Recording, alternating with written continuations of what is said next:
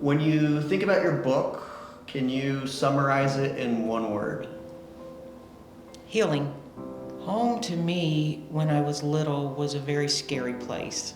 Um, I always thought of my dad as like a monster, um, kind of a Jekyll and Hyde. My father was an alcoholic, and I had seen that movie Frankenstein or whichever one it was, but the monsters I related to as being my dad, just that scary person. And when he would start drinking, the more he would drink, the more that monster in him would come out. And it would turn into, at first, physical violence. Then it became sexual assaults. Then it was just mental, emotional. It just escalated from there. It turned into me getting into toxic relationship after toxic relationship because I never learned how to love because I wasn't loved. So it really created a very warped sense of reality for me in understanding what relationships were. So I didn't really understand how to connect with people. We didn't associate with the other kids like normal because of the abuse that was going on in our house. So we were kind of outcast like that because we grew up with, we didn't get the toys that other kids got, and we didn't have the nice clothes that other kids had. So we were kind of shunned by a lot of people when we were little. And the house we lived in, it was a shack. You could see the snow blowing through the windows. I remember we'd all get on a bed when it was really cold, and there had to have been 15 blankets on us, but the whole family was in the bed. And the pivotal moment for me to actually change and stay there came when I was in a relationship not too long ago with a gentleman I thought I was going to get married to. He was sexually abusing me, and then I found out he was cheating on me with a man. That was my breaking point because I was like, I can't deal with this anymore. And I shaved all my hair off. I took a bunch of pills. I tried to kill myself. But that night, after I took the pills, I remember telling God, please let me live through this, and I'm going to make a change. I'm going to do something about it. I'm not going to stay in this cycle of bad abuse to myself. I was able to say, God's forgiven me now. My past is my past. I'm going to move on. So after I got baptized, I was able to say, I'm going to start doing something positive. I'm going to help people that have been where I'm at. That's when I started really writing my book. My book took 10 years. I'd pick it up, I'd put it down, I'd pick it up and put it down. But that's when I said, I'm going to do this. And it really helped me heal. It also brought a lot of these memories back to the surface, but I kept telling myself, I'm going to deal with these in a healthy way. I'm not going to do drugs. I'm not going to drink. I am not going to be out there looking for somebody to love me and take the pain, whatever. The little yellow dress. What does this dress represent to you, and why is it significant in the story? The little yellow dress was the only article of clothing that I thought was pretty when I was little. I had it. It wasn't pretty. It had stains and rips and tears in it, and it also represents my innocence. When I look at that little girl in that little yellow dress, and all little girls think they're pretty and princesses and whatnot, but that's where I look and see my innocence was in that little dress, until it was removed, and then that innocence turned into a lot of trauma. But the little yellow dress represents me in my childhood. When I'm on my YouTube, Instagram, or whatever, I feel like because we're overcomers, I don't just feel like I'm a victim anymore. I don't look at myself as that poor little girl who was broke down and, shaved her head. I feel, like that Amazon warrior. That's what I tell everybody. I say, we're not just victims anymore or survivors, we're warriors, because we battled something that a lot of people don't make it out of. I feel there's a connection, and that connection helps in my healing process. So my Britney Spears moment was horrible, but coming out of it, I feel like I'm a warrior. I feel like that I won a battle, and I won't forget that moment. I keep that picture of myself when I was on drugs, and it doesn't even look like me now because I share it a lot, but definitely I call it my Britney Spears moment because it was definitely a breakdown mentally. You could see it on my face, you could see it in my life. So overcoming that, I feel like a warrior. You know, the monsters that are in my house in the beginning turned it into a home where I enjoy getting up. I hear laughter, I hear talking, singing, the TV, whatever. I hear my grandkids fighting or whatever.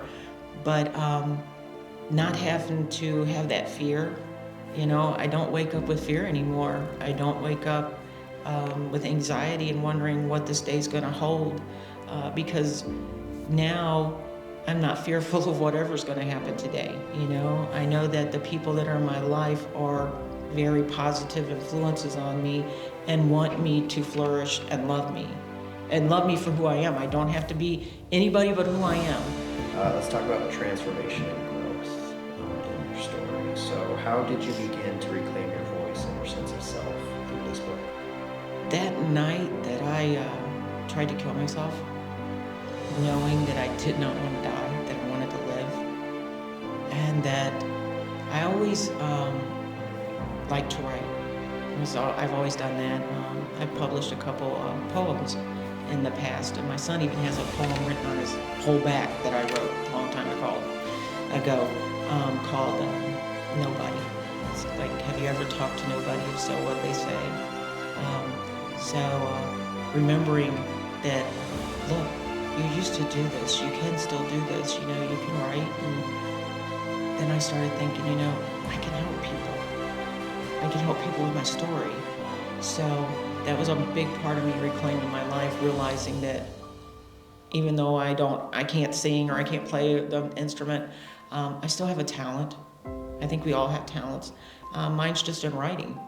And that's how I started reclaiming my life, by putting my monster to rest with pen and paper. I learned throughout it that I have to love this package. Doesn't matter what this package looks like. It can be taped up in places, and it can be a little bit bigger in others and whatnot. And learning to love myself gave me the strength to write my book, has given me pride in myself that I never thought I'd have. I always thought, you know, I'm nobody, but I think we're all somebody, and you have to love yourself before you can have anybody love you or even know how to love. So loving myself had to be it.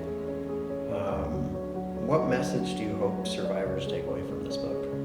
Warriors take away from this book? That they're not unique. You know, we all think, oh, we're the only one that's went through this. Especially the exact situations. You know, we are not unique. There are people out there going through the same thing. It's just a very hidden thing in a lot of people's lives. You know, what goes on behind closed doors, nobody knows. But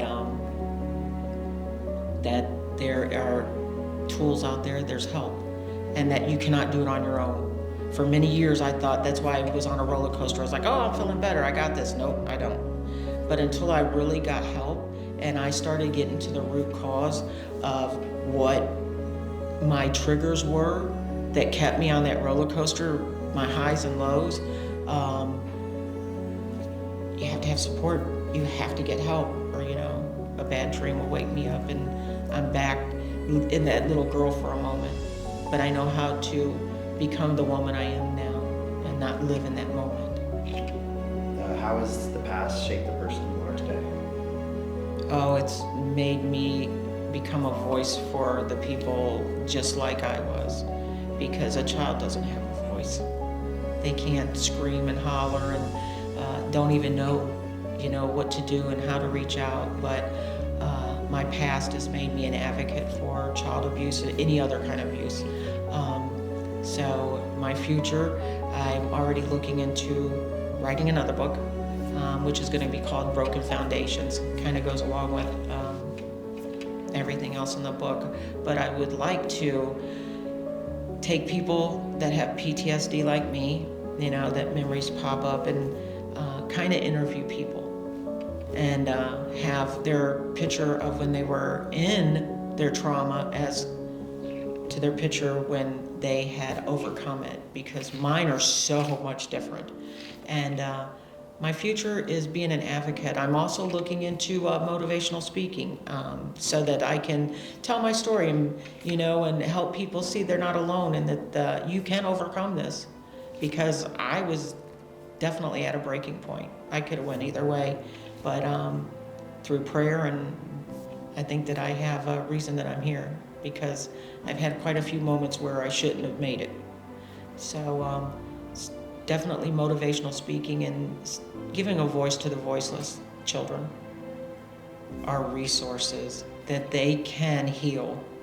That is the greatest thing for any of us to know, is that healing is a process, is a journey, but it's possible. That it's not something that you have to be stuck in, these memories that consume you. That, if you live in the past, you can't proceed in your future, because it keeps you stuck there. So that's the biggest takeaway of the book, that you can move forward, and that your journey is not finished, that those memories are just that, they're memories. They may be bad memories, but we have to deal with those, and we have to deal with those in a very positive way, and something that's not going to hurt us. So use your resources, and that they can heal. If you could leave one message for future generations, what would it be? Love yourself. Just love yourself. And then everything else kind of works out, because when we love ourselves, we don't put ourselves in bad situations. We're always trying to better ourselves. We're always trying to help people. We're always trying to be a positive role model in life. So if you love yourselves, then the people around you will be able to love you back.